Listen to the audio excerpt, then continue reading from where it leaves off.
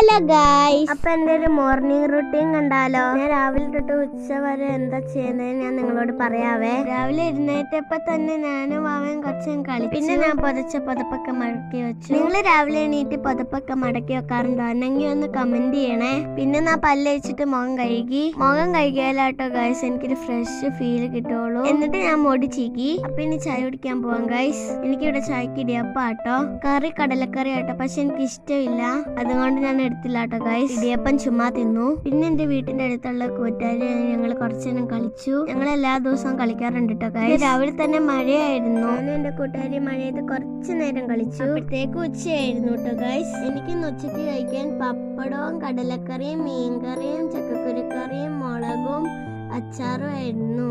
നല്ല ടേസ്റ്റ് ഉണ്ടായിരുന്നു കേട്ടോ ഗൈസ്. ചോറിന് ഞാൻ വയറ് നിറച്ചും ചോറുണ്ടു. അപ്പൊ ഇത്രേ ഉള്ളൂ ഞാൻ രാവിലെ തൊട്ട് ഉച്ച വരെ ചെയ്യുന്ന കാര്യങ്ങള്. ചാനൽ സബ്സ്ക്രൈബ് ചെയ്യണേ. ടാറ്റാ.